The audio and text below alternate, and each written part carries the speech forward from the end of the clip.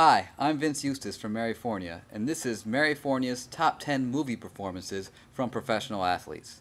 Now, to make this list, you have to be considered only an athlete, not an athlete who's transitioned into an acting career, which is why noted thespians such as Dwayne Johnson, Terry Crews, Kareem Abdul-Jabbar, Rick Fox, and others are not on this list.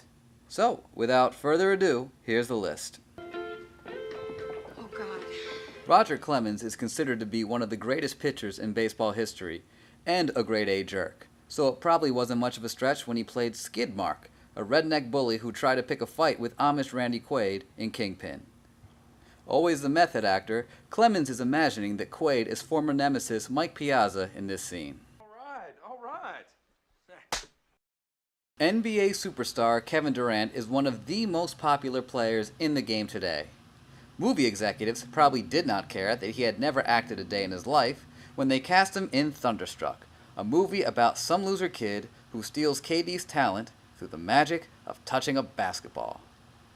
If it sounds like this movie is terrible, that's because it is.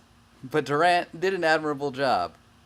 The only time he looked out of his element was when he had to pretend that he was bad at basketball. "You're too good, KD. We don't believe you." Whoa. Touchdown! Hi, Mary.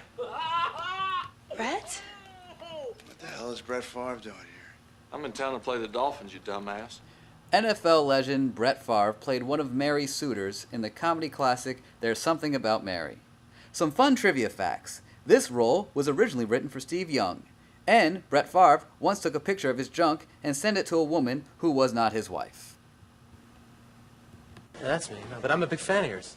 Lance Armstrong's pep talk in Dodgeball was funny and inspirational in 2004, but comes across as arrogant and preachy now that we know what a lying scumbag he is. I think you better hurry up or you're gonna be late. And shut the hell up, Lance. God, let's move on to the next one.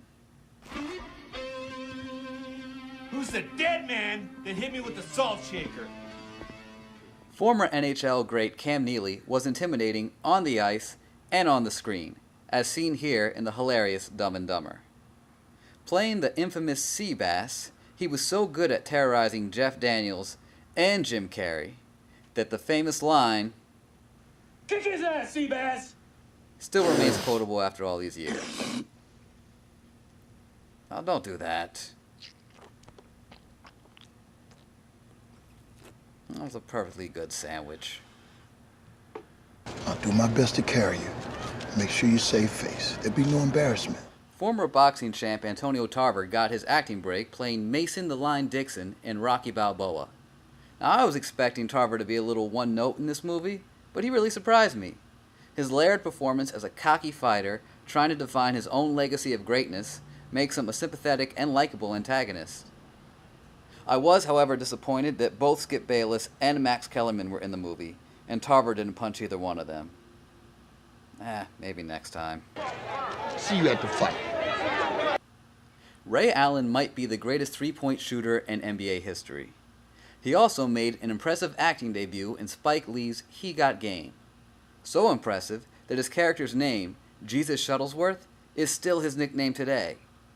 Allen more than held his own against Denzel Washington in this movie, and was even praised by noted film critic Roger Ebert. Good job, Ray Allen! Though I'm still mad at you for Game 6 in the 2013 NBA Finals. Go Spurs. So, Paul, what's on your mind? Mike Ditka is a Hall of Fame football player and coach. After watching him in Kicking and Screaming, he might want to add comedic actor to his resume as well, because he is a natural. Iron Mike stole just about every scene he was in, keeping up with comedy champ Will Ferrell and going toe-to-toe with acclaimed Hollywood veteran Robert Duvall. I really want to see a sequel or spin-off to this. Not because the movie was all that fantastic. I just really want to see Coach Ditka screaming at small children for another 90 minutes. By God, you gotta be champions!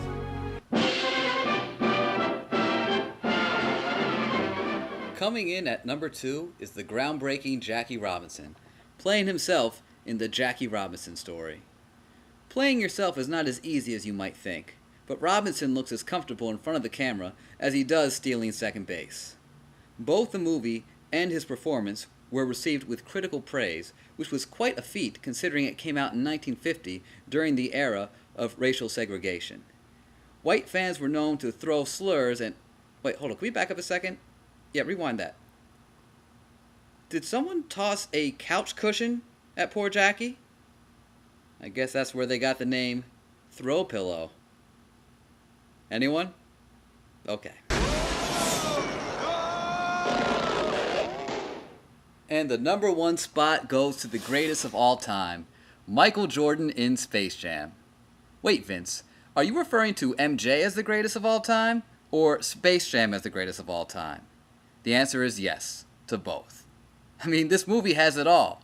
It's got Michael Jordan, it's got Looney Tunes, Bill Murray, a killer soundtrack, and Muggsy Bogues. Jordan's performance in this movie remains severely underrated to this day. He even ups the stakes at the end of the climatic basketball game against the Monstars by gambling his own personal freedom. That's something he would do in real life because he's a compulsive gambler. Kudos, Mr. Jumpman. You truly are the Michael Jordan of athletes acting in movies.